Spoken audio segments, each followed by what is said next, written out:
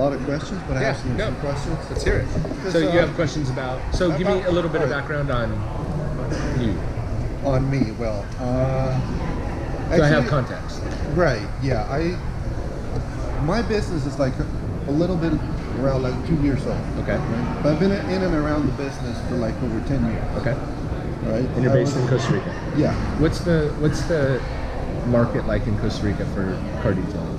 For car detailing, right now where it stands, I mean, maybe people don't know what car detailing is, but Costa Ricans like to have their cars clean. Okay. They care a lot about their cars. Okay. Costa Rica cars cost twice as what they cost here. Got it. Okay. Because of taxes and like importing and whatever. And for duties and that. But a lot of people don't know what detailing is, but they like their cars shiny. Okay. I started maybe just like everybody started with a car. It was their favorite car, and they started detailing it and cleaning it and whatever. Yeah. And then I got into the internet. Yeah. And then started learning from like Mike Phillips and the Autopia forums. And this is like around like 2003, 2004. Okay. Maybe. Yep.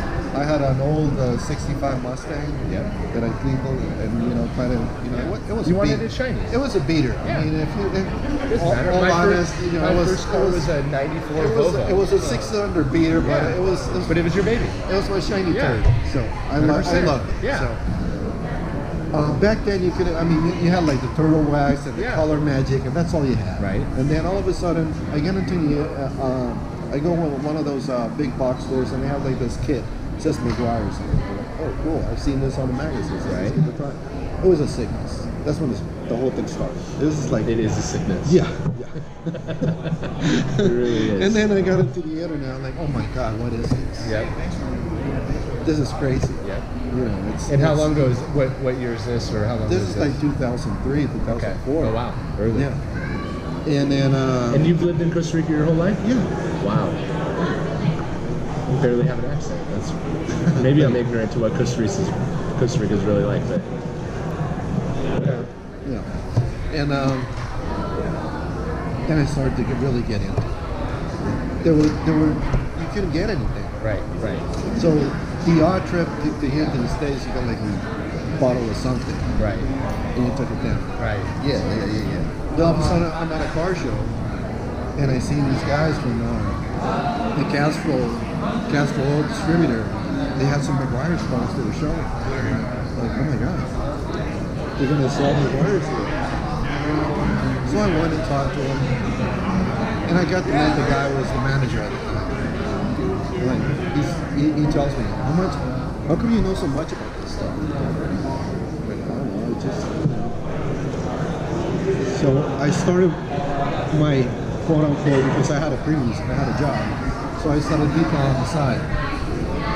So I started buying the products, and then I started detailing the manager's cars over at the McGuire's distributor in Costa Rica. Oh wow. Okay. Yeah. So that's the big boss there. He loved his Porsches, so he had like a lot of Porsches. Okay. So that's how he started. Then he got me in contact with some other guy, some other wealthy guy. Okay. He had like a Ferraris and a Lambo or whatnot, and that's how I started. Okay. Not a bad start. Not a bad start at all. Yeah. And then I did like for like maybe a year. Yeah. And then one day he's like, why don't you come and work for us? So that's how I got in. Okay. So I started working for McGuire's Costa Rica. I did that for like 5 years. I went to Irvine. I got to meet Gary, the whole spiel. Yeah. Went for training. And we did like a car crazy show in Costa Rica. Wow. Then it got to the point of like 2012, I was like completely burnt out. Because when you're working for one of these companies, it's like a 7-day job. Yeah. So it's constant. It's constant, and it's not like like 8 to 5. It's all day, all the weekends and everything. You have to do the trade shows. Right. Yeah, it gets old. Yeah. Right. But it was but we did a lot of things. And we really started pushing and raising the standards and raising the bars. what a car. So because it was so busy, though, you let your detailing business go to the side. Yeah.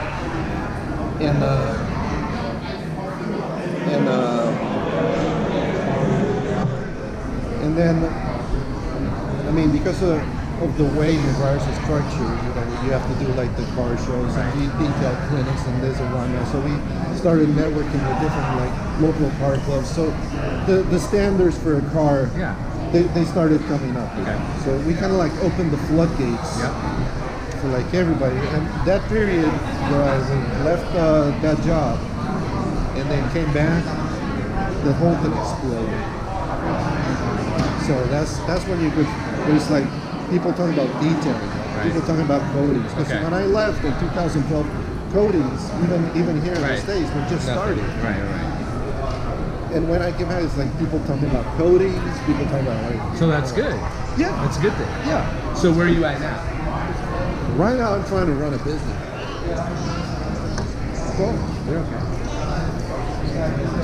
Those your girls? That guy's from California.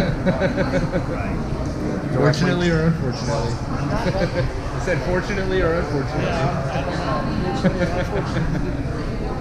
So, how long ago have you got back into it?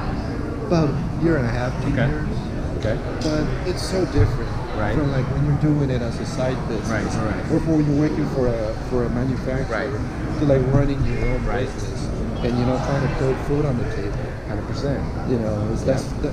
Do you have a client database from back when you used to detail cars, or you used to detail cars for the people that you ended up going to work for? So a little bit of both. Okay. Because based on the connections that I made when I was working for the wires, so I got to meet people that have car collections and that I have like, good customers, and that it has. Most of my customers, I say 50% of my customers come from that. Okay. From people that I knew before. Right. Or even before. I mean, this guy, the guy with the Porsches, he's still my customer. Okay. Cool. Good. But the new customers, the ones that don't know, those are the difficult ones. Right. That you really need to do your job. And I've had like, I don't know, I've been to like different price increases and price changes, and so I'm charging, not enough for this. Sure. Okay. So and we're obviously recording just because I need to record everything. And actually, I'm super glad we did, because I really enjoyed that story and hearing it. So, but your original questions were for the detailer inner circle. So but I'm glad we talked about all that, because it gives me context, right? Exactly. So then, with all that being said, what are your questions about the detailer inner circle? Well, because the thing that you said you were talking about. And if you say anything that you don't want to be recorded, I'll splice it out. Nothing's live, so just so you know. Okay. But the thing is that you were talking about you weren't like good at handling the social stuff. Right. I suck at the internet stuff. Okay. Setting up. I don't have like an internet page or a website, like a website or anything like that. Or doing like blog posts, or like I hate. Right. So actually, then that's the detailer inner circle, and I don't want this to come off as biased. Obviously, I want as many people to join as possible. Dude, I mean, with all that said, I understand. Yeah. I mean, people gotta eat. Right. So I'll give you information. And obviously, it'll be skewed towards trying to convince you to join the inner circle. I'm going to join. It's just that I want to know if it's going to work for me back home. 100%. Because at one point, I'm going to have to translate everything. Right. And we may be even able to help with that. But here's the thing. The internet, like we were just talking with Will, and he's kind of talking about Grant Cardone. And even before that, he was talking about mobile detailing apps and how the internet is just taking over, right? The internet is still very young, and I can only imagine maybe in Costa Rica it's even younger, right? The consumer internet, but maybe not, because you're talking 2003. That's I mean, it's really early. Point being is that you need to be there, right? But and similar to, I'm saying I suck at like social media, right? Or specifically Instagram, because I can't freaking take a picture to save my life, right? But if someone would do it for me, I would pay them, right? If they could grow my influence on Instagram, I'd be willing to pay them, right? The same thing is kind of like the Detailer Inner Circle. We give you the website, we give you the marketing material, we give you all the tools that have nothing to do with physically detailing a car, but all the tools to run a successful business. We give it to you. And I didn't think about the translating thing, but I don't know for sure, but we may be able to help with that, so you don't have to do it yourself. Because if you do it yourself, it's going to take forever, right? It's that much. It's a lot of content. There's consumer guides. So you talked about having to educate the customer, right? Because they don't know. So we have these things that we call consumer guides. They're pamphlets, booklets, whatever you think, it's right? What everybody's so been someone talking about. Think about it. Education-based marketing. Right. It's education-based marketing. That's what everything is. That's what the podcast is, and that's what we offer to everyone who joins the Detailer Inner Circle. The benefit is we do it all for you. So it's everything is plug and play. Really? Everything. Oh, okay. Everything. So people ask all the time, like, oh, do I need to produce all the content for the website? No. We give everything to you. Do I need the scripts when I'm going to email out potential clients? No. Literally. You just get like, insert your name here. That's exactly what it is. Exactly. And so, like, nailed it on the head. So, exactly what it is.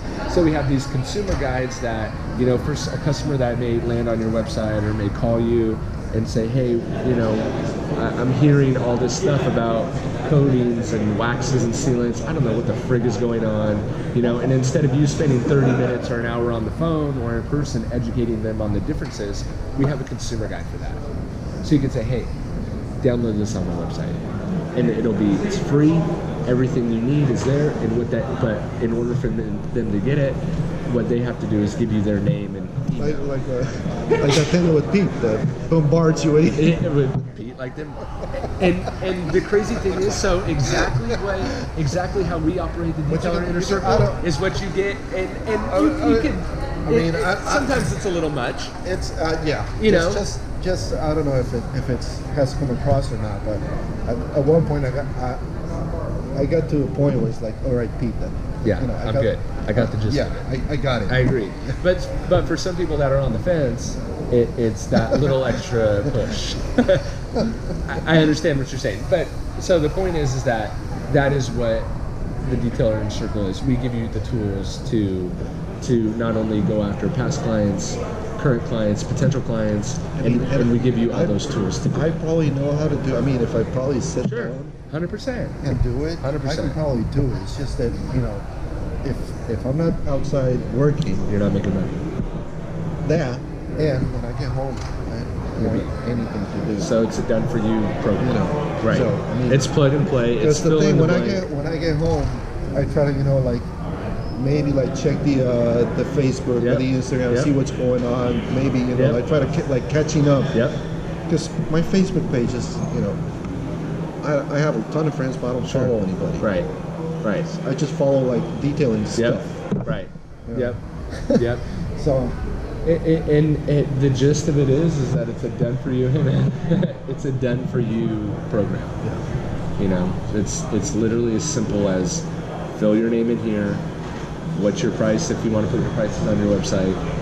What services do you offer? Do you offer these services? I don't think it's because you were talking about that the other day. Right. About putting the prices on the internet. And it's like, I mean, I'm still on the fence with that because. And I still go back and forth even today. Because I've seen like, even before you started talking to Darren, I was like looking over at Darren's stuff and his webpage and everything and his videos, which are like, you know, he could start a podcast just with all the content he has. 100%. Yep. And even he has, you know, like a starting price right on his website. So It's like Yeah, I know. I don't know if there's a 100% right way to do it. probably not. You know, so I don't know. I mean, you could put your prices in. It's sort of a There's a great argument either way. it could be like a SIF, you know. Like, Yeah, 100%. So, yeah, I mean, in its most basic form, though, the detailed inner circle, that's it.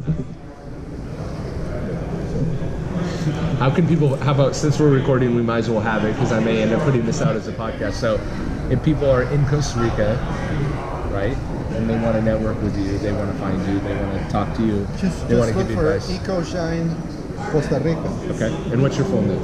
Alejandro Bonilla. I'm not even going to attempt that. Do you have a white person version of that? Alex. Yeah. Well, yeah. Alex. Yeah. Alex. Okay. Got it. You can call me Alex from now on. most of my family, that's what they call me. Okay. Got it.